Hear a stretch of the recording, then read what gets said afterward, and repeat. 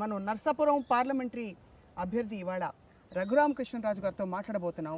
వారు గతంలో వైఎస్ఆర్సీపీలో ఉన్నారు, కొంతకాలం పార్టీలు మారినా కూడా మళ్ళీ సొంత గూటికి తిరిగి వచ్చారా, వారిని అడిగి తెలుసుకుందాం. నమస్కారం కృష్ణరాజు గారు, ఎలా ఉన్నారు?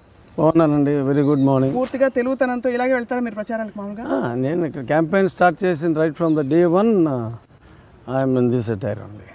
సో వైఎస్ఆర్ కుటుంబంలో పొలిటికల్గా రాష్ట్రం అంతా ఉన్న వైఎస్ఆర్ కుటుంబంలో ఒక సభ్యున్నైనందుకు చాలా చాలా సంతోషంగా ఉంది. రైట్. రఘురామకృష్ణరాజు గారు, తెలుగుదేశం పార్టీ చాలా ఒత్తిడి చేసిన మీ మీద చివరి నిమిషం వరకు మీరు వెళ్ళకూడదని అని వార్తలు వచ్చాయి. అంటే ఒత్తిడి చేయటం అనేది సహజం. ఎందుకంటే ఒక పార్టీలో ఉన్నప్పుడు పార్టీ నుంచి బయటకు వచ్చేటప్పుడు బహుశా నేననే కాదు ఎవరి మీదైనా ఒత్తిడి ఉండొచ్చు. అందులో సర్వేలు మీకు చాలా అనుకూలంగా ఉన్నాయి, గ్రౌండ్ రిపోర్ట్స్ అని కూడా వార్తలు వస్తున్నాయి. అది that may be the reality. ఎందుకంటే సర్వేలు డెఫినెట్గా ఎవరు చేసినా 3-4% వేరియేషన్ ఉండొచ్చు, కానీ అంతకంటే పెద్ద వేరియేషన్ ఉండదు. రైట్. నియోజకవర్గంలో పెద్దలందరితో ఎవరెవరికి అవసరం ఉన్నా నా సెల్ ఫోన్ నెంబర్ ఆల్మోస్ట్ అందరికీ అందుబాటులో ఉంది. ఎవరు హైదరాబాద్ వచ్చినా ఏం సమస్యలు ఉన్నా కూడా నేను చేయగలిగినంత వరకు ప్రభుత్వంలో కానీ ఇంకే రకంగా అయినా ఒక హాస్పిటల్ సర్వీస్ కానీ టచ్లో ఉన్నాను, ప్రజలతో టచ్లో ఉన్నాను, people in active public life. So అందుకని కొంతవరకు పార్టీలకు అతీతంగా కూడా పనిచేసుకుంటూ వచ్చాం. People maybe for that matter irrespective of the party lines. So I have friends in all the parties and followers of all parties. I have very good relation. ఇబ్బంది కలగదా because పారిశ్రామికవేత్తగా మీ ఆలోచన దృక్పథం కొంచెం డిఫరెంట్గా ఉండొచ్చు, కానీ ఇక్కడ రాజకీయాలు అనగానే కొంచెం వ్యక్తిగతంగా మాటలు, ప్రతి దాడులు అవన్నీ జరుగుతూనే ఉంటాయండి. అండ్ ఇంకొకటి ఏంటంటే నా దృష్టిలో రాజకీయం వేరు, స్నేహం వేరు. We're fighting for the cause of the people, not against each other. So ఈసారి చాలా ఇంట్రెస్టింగ్ డెవలప్మెంట్ ఇక్కడ భీమవరం నుంచి పవన్ కళ్యాణ్ గారు పోటీ చేయడం అనే పరిణామాన్ని మీరు ఎలా అర్థం చేసుకుంటున్నారు? Pawan Kalyan garu is no doubt is the number 1 star undoubtedly, and people love him as a star. But ఈరోజు ఎలా ఉందంటే, మీరు గతంలో ఒక మున్సిపల్ కౌన్సిలర్ని ఎలాగ పీపుల్ ఓన్ చేసుకుని, అంటే పాలేరు అన్న మాట కొంచెం పెద్ద మాట ఏమో కానీ, బట్ జనరల్గా ఎమ్మెల్యే అంటే ఈరోజు ఒక పాలేరులాగా ఎమ్మెల్యే తోటి పని చేయించుకునే పరిస్థితి వచ్చింది. అంత కష్టపడి పని చేయకపోతే ఎలా మనం చేతవేమో మన ఇంట్లో పనిచేసే మనిషికి అలా తయారైంది ఈరోజు ఎమ్మెల్యే గారి మీద ఉన్న ప్రజలకు ఉన్న ఎక్స్పెక్టేషన్స్. ఎవరైనా ఒక సెల్ఫీ తీసుకోవాలంటేనే పవన్ కళ్యాణ్ గారితో సెక్యూరిటీని దాటుకుని అది జరగని పని. ఎక్కడెక్కడి నుంచో 10,000 మంది 15,000 మంది వస్తే ఆయన ఎవరిని కలవలేరు, ఎవరితో మాట్లాడలేరు. సో ఇక్కడ పుట్టి పెరిగిన మనిషి, ఇక్కడ ఉన్న మనిషి, డెఫినెట్గా పీపుల్ వుడ్ ఓన్లీ ప్రిఫర్. నా ఇంట్లో కరెంట్ పోయింది, ఇప్పుడు మీరు మాట్లాడండి కరెంట్ ఆఫీస్తో అని ఎంపీకి ఫోన్ వచ్చింది. ఎంపీకి, not even to an MLA. So ఎమ్మెల్యేని ఆ రకమైన సర్వీసుకు కూడా ప్రజలు భావిస్తున్నారు. అంత అందుబాటులో ఉండాలి. అటువంటిది మరి పవన్ కళ్యాణ్ గారికి ఉన్న, బహుశా ఈ విషయంలో ఎమ్మెల్యేగా అది కష్టసాధ్యం కాబట్టి ఐ డోంట్ థింక్. సో ఈసారి గ్రంథి శ్రీనివాస్ గారు పోటీ చేస్తున్నారు. గ్రంథి శ్రీనివాస్ విజయం తథ్యం అండి. ఎందుకంటే నేను ఆయన ఒక 5-6 సంవత్సరాలుగా మాకు మంచి పరిచయం ఉంది. డైరెక్ట్గా ప్రజలతోటి చాలా బాగా మమేకం అవుతున్నారు. People are loving him like anything, irrespective of all caste. ఎందుకంటే ఒక వ్యక్తి అంటే మీ దగ్గరికి వచ్చి మిమ్మల్ని దగ్గరికి తీసుకుని, నేను మీతో ఉన్నాను, ఇదిగో ఇది నా ఫోన్ నెంబరు, మీరు అర్ధరాత్రి అపరాత్రి అయినా సరే నాకు ఫోన్ చేయండి, ఏ చిన్న సమస్య వచ్చినా నేను మీ పాలేరుని అని ఆయనే వాడారు ఈ పదం, నేను మీ పాలేరుని, నన్ను మీరు వాడుకోండి, మీరు నాకు పని చెప్తేనే నేను సంతోషిస్తాను, మీరు నాకేమీ పని లేదు అంటే నేను సంతోషించను, ఇది నా పని శ్రీనివాస్ నువ్వు చెయ్యి అంటే నేను సంతోషిస్తాను, నేను ఆనందంగా పనిచేయాలి అంటే మీకు ఏ చిన్న సమస్య ఉన్నా అది నా సమస్య అని మేము 8వ తారీఖు నుంచి ఆయన నేను కలిసి తిరుగుతున్నాం. సో అద్భుతమైన స్పందన. From 2014 where Telugu Desam party 15 MLA స్థానాల్ని 2 ఎంపీ స్థానాల్ని కైవసం చేసుకున్న పరిస్థితుల నుంచి ఈసారి పరిస్థితులు సీన్ విల్ బి రివర్స్డ్ అండి. మారటం కాదు, ఎక్కడ పోయిందో అక్కడే వెతుక్కోవాలి. ఇప్పుడు ఈరోజు జగన్మోహన్ రెడ్డి గారు చీఫ్ మినిస్టర్ అవ్వటం there is no doubt at all, that's decided. But మా వెస్ట్ గోదావరి జిల్లాలో ఉన్న ప్రజలు బాధ్యతగా ఫీల్ అవ్వాల్సింది ఏంటంటే, మనం సపోర్ట్ చేయకపోయినా కూడా ఆయన ముఖ్యమంత్రి అవటం అన్నది డిసైడ్ అయిపోయింది. 100%, absolutely no doubt at all. I had gone through all the surveys and it's very clear. Not only national surveys, even local surveys. కొన్ని పేపర్లో రావంతే, ఆ నేషనల్ సర్వేస్ కూడా పబ్లిష్ చేయరు కొన్ని పేపర్లో. But it's a fact, people are with Jaganmohan Reddy garu and they all love doctor Rajasekhara Reddy garu. మా జిల్లా ప్రజలు ఏదన్నా వన్ సైడే ఉంటుంది. సో జనరల్గా స్ప్లిట్ ఉండదు, ఒకే త్రాటి మీద ఆలోచన విధానం ఉంటుంది. ఇప్పుడు ప్రజల్లో స్పందన చూస్తూ ఉంటే ఎస్పెషల్లీ ఫ్రమ్ బీసీ కమ్యూనిటీ. ఇప్పుడు బీసీ సదస్సు చంద్రబాబు నాయుడు గారు పెట్టారు, జగన్మోహన్ రెడ్డి గారు పెట్టారు. ఆయన బీసీ సదస్సు మీరు చూస్తే ఒక అరగంట తర్వాత 80% కుర్చీలు ఖాళీ. ఆయన లిటరల్గా ఆయన ఇచ్చిన స్పీచ్ ఖాళీ కుర్చీలకే ఇచ్చారు. సరే టీవీలో వస్తుంది కాబట్టి ప్రజలు చూస్తారనుకున్నారు. బట్ వేరేస్ ఇక్కడ 1 కిలోమీటర్ బయటికి రావాలంటేనే after the meeting it took 5-6 hours. Eluru Jaganmohan Reddy గారి సభకి మొత్తం కిక్కిరిసిపోయింది. ఆ రోజు ఆ మీటింగ్లో చాలా స్పష్టంగా 3,000 కోట్లు ఉన్నది 16,000 కోట్లు చేయటం జరిగింది. అన్ని నామినేటెడ్ పోస్టుల్లో 50% ఇచ్చారు. So that many people would become big politicians in future. And కాంట్రాక్ట్స్లో కూడా up to 50% on nomination basis for BCs ఇస్తామని. సో చాలామంది వాణిజ్యవేత్తలుగా, రాజకీయ నాయకులుగా, ఎందుకంటే ఎస్సీస్కి రిజర్వేషన్ ఉంది మీకు పొలిటికల్గా, బట్ అన్ఫార్చునేట్గా బీసీస్కి లేదు. సో అది నామినేటెడ్ పోస్టులో చెప్పటమే కాకుండా ఇక్కడ కూడా ఇప్పుడు ఈవెన్ ఫర్ ఎమ్మెల్యేస్లో కూడా హైయెస్ట్ నెంబర్ ఆఫ్ బీసీస్కి ఆయన ఎమ్మెల్యే సీట్లు కానీ సుమారు 45 పైన 7 ఎంపీ స్థానాలు తెలుగుదేశం పార్టీ 2 ఇచ్చారు. జగన్మోహన్ రెడ్డి గారు 7 ఎంపీ స్థానాలు బీసీ సోదరులకి ఇవ్వటం జరిగింది. చెప్పటం వేరు, చేయటం వేరు. ఇప్పుడు ఏంటంటే ప్రజలు చాలామంది మాట్లాడుకునేది, నా స్లోగన్ కాదు, ఒకే కులాన్ని ప్రోత్సహించే పార్టీ కావాలా, అన్ని కులాలని అన్ని మతాలని సమానంగా చూసుకొని ముందుకెళ్ళే పార్టీ కావాలా అనేది, that is the discussion now. Raghuramakrishnaraju garu, TRS అధినేత కేసీఆర్కి వారితో వైసీపీకి ఏదో దోస్తీ ఉందని చెప్పి, ఒకవేళ జగన్మోహన్ రెడ్డి గారికి ఓటు వేస్తే టీఆర్ఎస్ అధినేతకి ఓటు వేసినట్టు అని చెప్పి తెలుగుదేశం ప్రచారం కొనసాగుతుంది. దానికి మీ సమాధానం? సో చంద్రశేఖరరావు గారిని టీఆర్ఎస్ నాయకుడు, రాష్ట్రాన్ని విభజించింది చంద్రశేఖరరావు గారు అని ఈయన మాట్లాడుతున్నారు. ఈయన తెలంగాణ వెళ్ళి తెలంగాణ తెచ్చింది నేను లెటర్ ఇవ్వకపోతే మీకు తెలంగాణ వచ్చేదా అన్నారు. మళ్ళీ ఇక్కడికి వచ్చి ఈ కీప్స్ ఆన్ షిఫ్టింగ్ ఈ స్టాండ్స్ అని. ఎప్పుడు మామూలుగా కారులో రారు కాబట్టి, చాపర్లే కాబట్టి అటు అటు హెలికాప్టర్లో మారినప్పుడల్లా ఆయన వెర్షన్ కూడా మార్చేస్తూ ఉంటారు. ఒకసారి మర్చిపోయి ఈ వెర్షన్ అక్కడ, ఆ వెర్షన్ ఇక్కడ కూడా చెప్తూ ఉంటారు. అది కూడా జరుగుతుంది. But elected chief minister of the state కింద చంద్రశేఖరరావు గారు ఉన్నప్పుడు ఆయనతో సత్సంబంధాలు ఉండటం అన్నది, that is the basic requirement which any voter who is going to vote on April 11th would see. పక్క రాష్ట్రంలో, ఎందుకంటే ఆయనకి అసెంబ్లీ అయిపోయింది కదా, పక్క రాష్ట్రంలో ఎలక్టెడ్ ముఖ్యమంత్రితో నిత్యం కొట్లాడి ఆయన్ని దూషించే వ్యక్తి రేపు ఇక్కడ ముఖ్యమంత్రి అయితే, మనకున్నవి 2 మేజర్ జీవనదులు. కృష్ణానది అవును ఆంధ్రాలో స్టార్ట్ అయ్యి తెలంగాణ నాగార్జున సాగర్ వచ్చి మళ్ళీ అక్కడి నుంచి మళ్ళీ మన కృష్ణా డెల్టాకి నీరు అందిస్తాను. గోదావరి స్టార్ట్స్ ఫ్రమ్ అక్కడి నుంచి తెలంగాణ నుంచి వచ్చి అల్టిమేట్గా కొన్ని సబరి అన్నీ యాడ్ అవుతాయి మనకి, అది జీవనది. So it's all the more people of Andhra, they would love to have an extraordinary relation with Telangana. ప్రతి ఒక్కరికి అక్కడ చిన్న ఆస్తో బంధువు అందరూ ఉన్నారు కాబట్టి అంచేత తెలంగాణతో విరోధం పెట్టుకుని స్నేహం ఈజ్ వెరీ ఇంపార్టెంట్. ఎందుకంటే వర్కింగ్ రిలేషన్, రేపు ఏ సమస్య ఉన్నా మనకి వాళ్ళు 2 కేసులు పెట్టుకుంటే నేను 4 కేసులు పెడతాను. డర్టీ కల్చర్ అది. అవును.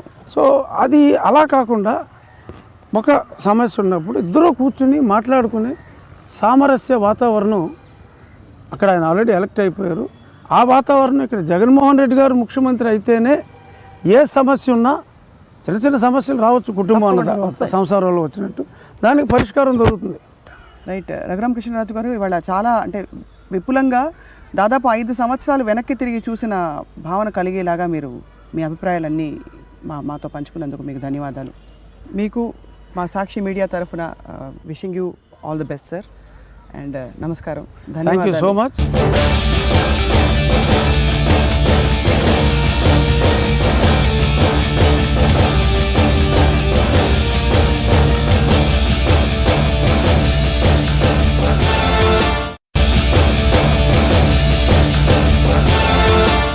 ఇక్కడ వైఎస్ఆర్సీపీ ప్రతిపక్ష పార్టీగా అభ్యర్థుల జాబితాని చాలా స్పష్టంగా విద్యావంతులని, అన్ని సామాజిక వర్గాలని కలుపుకుంటూ, అలాగే అన్ని వయస్కుల వారిని కూడా కలుపుకుంటూ ప్రకటించిన విషయం కూడా తెలిసిందే. ప్రస్తుతం మనం పశ్చిమ గోదావరి జిల్లా రాజకీయాలపై దృష్టి పెడుతున్నాం. ఇక్కడ భీమవరం నియోజకవర్గంకి ఉండే ప్రాశస్యం మనకు ప్రత్యేకంగా చెప్పక్కర్లేదు.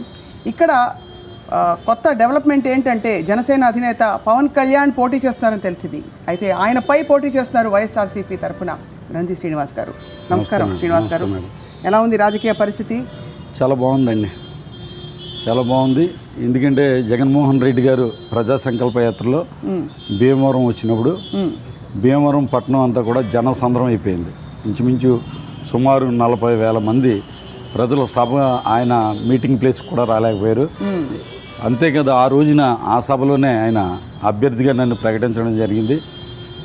ఏ రోజునైతే జగన్మోహన్ రెడ్డి గారు అభ్యర్థిగా ప్రకటించిన రోజునే ప్రజలందరూ కూడా ఈసారి తప్పనిసరిగా గ్రంథిసీన్కి ఒక అవకాశం ఇద్దాం, తప్పనిసరిగా తనను గెలిపిద్దాం అని చెప్పి అప్పుడే డిసైడ్ అవ్వడం జరిగింది. సో ఏకంగా మీరు ఒక స్టార్ హీరోపై పోటీ చేస్తారు, దానిపై మీ అభిప్రాయం, మీ కామెంట్ ఏమిటండి? సార్, ఈ ప్రజలు అనేది డిసైడ్ అయిపోయిన తర్వాత ఎవరైనా ఒకటే, వాళ్ళు పబ్లిక్ డిసైడ్ అయిపోయేటప్పుడు అవతల క్యాండిడేట్ ఎవరన్నది ఆలోచించాల. గ్రంథి శ్రీనివాస్కి ఈసారి చెయ్యాలి, జగన్మోహన్ రెడ్డి గారిని ముఖ్యమంత్రిని చేయాలి, ఇది ఆల్రెడీ డిసైడ్ అయిపోయారు. ఇప్పుడు అభిమానం, సినిమా నటుడిగా ఆయన అభిమానించడం వేరు, రాజకీయాలు వేరు.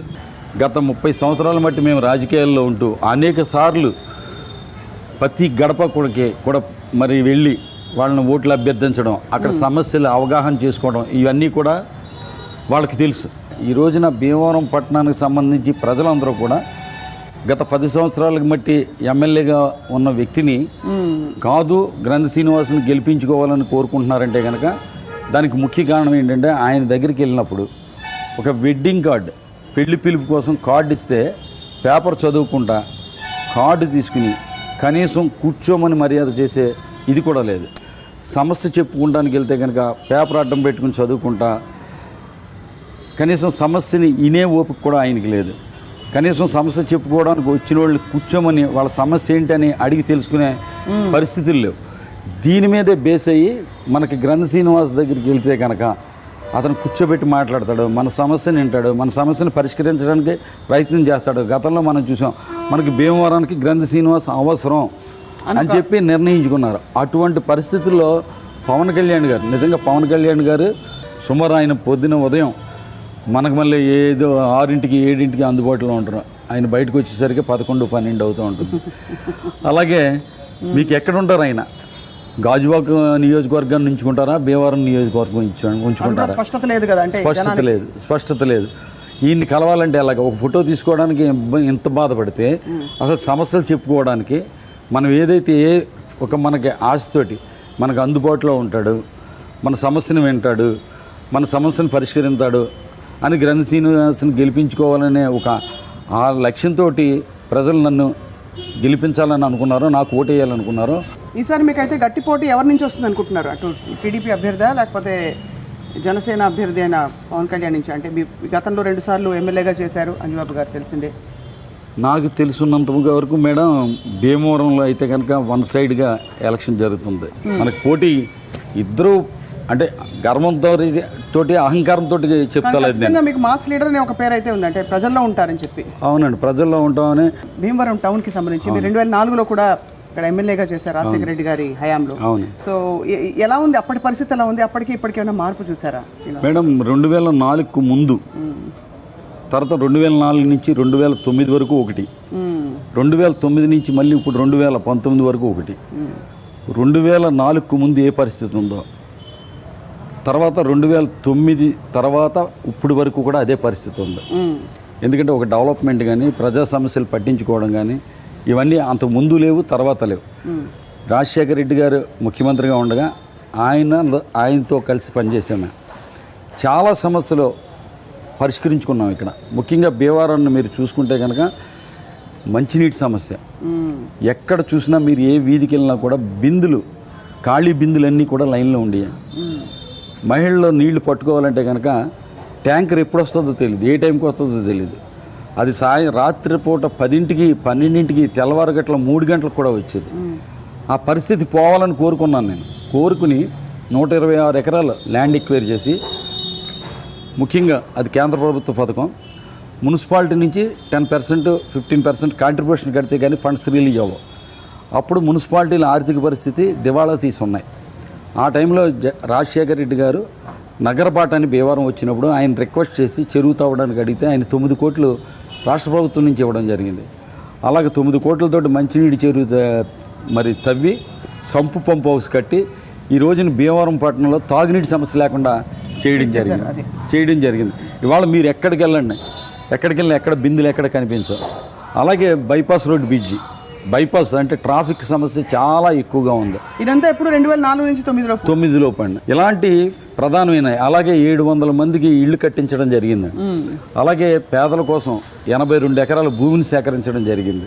ఇలాగా సోమగుండం outlet, old Yanamaduru drain, సోమగుండం outlet అంటే అక్కడ మురుకు కంపుతోటి దోమలతోటి ప్రజలందరూ చాలా దుర్భరమైన పరిస్థితిలో ఉంటే అది 50 లక్షలతో డెవలప్ చేయండి. ఓల్డ్ యనమదూరు డ్రైన్ అని టౌన్లో చిన్న వర్షం పడితే కనుక మునిగిపోయేది, మోకాళ్ళు లోతు నీళ్ళు, దాన్ని 2 కోట్లతో డెవలప్ చేయడం జరిగింది. ఇలాగ ప్రజలు ఏదైతే ప్రతిదీ చిన్న సమస్య అంటే ఆ చిన్న సమస్యను కూడా పట్టించుకుని పరిష్కరించే దిశగా మేము పనిచేసాం.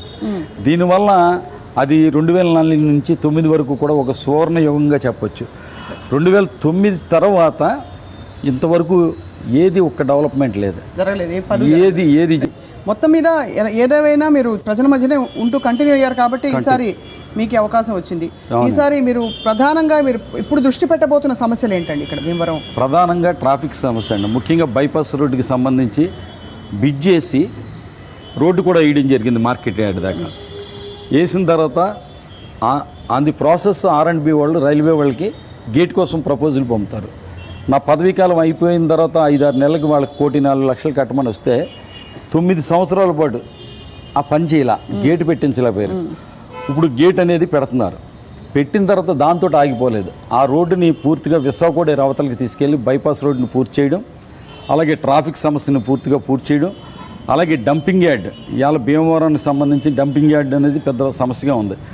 యనమదూరు డ్రైన్ని ఏదైతే చెత్తతో పూర్తి చేస్తున్నారో, ముఖ్యంగా ఆ బ్రిడ్జిలకి అప్రోచ్ రోడ్లకు అనుసంధానం చేయడం, అలాగే యనమదూరు డ్రైన్ ప్రక్షాళన, ట్రాఫిక్ సమస్యను పరిష్కరించడం, అలాగే గ్రామీణ ప్రాంతంలో చాలా చోట్ల డ్రైనేజీ సిస్టమ్ లేదు. అలాగే వీరవాసనం మండలం కానీ భీమవరం మండలం కానీ డ్రింకింగ్ ప్రాబ్లం అనేది చాలా ఎక్కువగా ఉంది. ముఖ్యంగా ప్రజల యొక్క అవసరాలను కూడా స్వార్థానికి ఉపయోగించుకున్నది గతంలో చూశారు. జగన్మోహన్ రెడ్డి గారితో మీ ఎలా చెప్పాలి అనుబంధం, మీ పరిచయం? జగన్మోహన్ రెడ్డి గారు మా మిత్రులు కొంతమంది జిల్లాలో ఎమ్మెల్యేగా పనిచేసిన వాళ్ళందరూ కూడా ముందులో వైఎస్ఆర్ పార్టీలో జాయిన్ అవ్వడం జరిగింది. వాళ్ళందరూ కూడా జగన్మోహన్ రెడ్డి గారు నన్ను రమ్మని పిలిచారంటే ఒక రాష్ట్ర పార్టీ అధ్యక్షుడు మరి తప్పనిసరిగా ఆయన పిలిచినప్పుడు ఎవరైనా సరే వెళ్ళి మనం మర్యాదగా కనపడాలి కదా అని నేను చెప్పి ఆయనకి కలిశాను. కలిసిన తర్వాత ఆయనతో మాట్లాడిన తర్వాత ఆయన మాట్లాడే విధానం కానీ, ఆయన చిరునవ్వు కానీ, ఆయన స్నేహభావం కానీ అన్నీ చూసి ఆయన పట్ల మరి అట్రాక్ట్ అయ్యాను. జగన్మోహన్ రెడ్డి గారికి నా మీద ఉన్న ఇష్టంతో సరే ఇంటికి వచ్చేస్తున్నాను అన్నారు. ఇంటికి వచ్చేస్తున్నానంటే ఇంక నేను చేసేది ఏం లేదు. అప్పుడు పార్టీలో జాయిన్ అయ్యాను. కానీ ఆయనకి నా మీద మాత్రం చాలా ప్రత్యేకమైన అభిమానం, ప్రేమ. ఊహకు అందని సంఘటనలు కొన్ని జరిగిపోయింది. ప్రతిపక్ష నేత మీద దాడి కావచ్చు ఎయిర్పోర్ట్, అటువంటివి. ఆ తర్వాత మొన్న జరిగిన హత్య, వివేకానంద. సో మరి ఈ పరిస్థితుల నుంచి ప్రజలు అంటే ఏమి అనుకుంటున్నారని మీ అభిప్రాయం? ముఖ్యంగా ఈ రోజున చంద్రబాబు నాయుడు గారు 2014 ఎన్నికలకు ముందు ఓటేశారు, నమ్మారు. నేను మారేను, నేను మారిన మనిషిని కాబట్టి మీరు తప్పనిసరిగా ఓటేయండి అంటే నమ్మారు. ఆయన 2014 ఎన్నికల ముందు ఎన్నో వాగ్దానాలు చేశారు. అన్ని వాగ్దానాలు కూడా అమలు చేయలే. మోసం చేసాడు, దగా చేసాడు అనేది ప్రజల్లో బాగా ఎక్కువగా ఉంది. అలాగే ఇంటికో ఉద్యోగం వస్తుంది అన్నాడు ఆయన, లేదా నిరుద్యోగ భృతి అన్నాడు. అసలు ఇంటికి ఉద్యోగం రావాలంటే, ప్రతి ఇంటికి ఉద్యోగం రావాలంటే మనకు ప్రత్యేక హోదా తప్పనిసరిగా కావాలి. ఎందుకంటే పరిశ్రమలు వస్తేనే ఉద్యోగాలు వస్తాయి. కోరుకుంటున్నారండి యువత, మీరు కూడా మాట్లాడుతుంటారు చాలా, అంటే వ్యక్తిగతంగా రాజకీయ పరంగా కాకుండా కోరుకుంటున్నారండి. ఎందుకంటే ప్రతి వాళ్ళు చదువుకునేది ఒక ఉద్యోగం చేసుకోవాలని, జీవితంలో స్థిరపడాలని. ఉద్యోగం రావాలంటే ఎలాగ వస్తుంది? పరిశ్రమలు రావాలి. లేకపోతే ఇక్కడ ఇప్పుడు ఉన్న పరిస్థితి ఇలాగే కంటిన్యూ అవుతుంది. ఇలాగే కంటిన్యూ అవుతుందండి. మీకు బీసీలు పూర్తిగా చంద్రబాబు నాయుడు నమ్మి ముందు మోసపోయాం. ఫస్ట్ చంద్రబాబు నాయుడు గారికి గుణపాఠం చెప్పాలి. జగన్మోహన్ రెడ్డి గారు వెంట నడుద్దాం. జగన్మోహన్ రెడ్డి గారి వల్ల మనం బీసీలకి న్యాయం జరుగుద్ది. మీ అమూల్యమైన సమయాన్ని ఈరోజు సాక్షి టీవీకి కేటాయించి ఇక్కడ విషయాలు చెప్పినందుకు ధన్యవాదాలు మీకు మనస్ఫూర్తిగా. Thank you. And wishing you all the best sir. Thank you.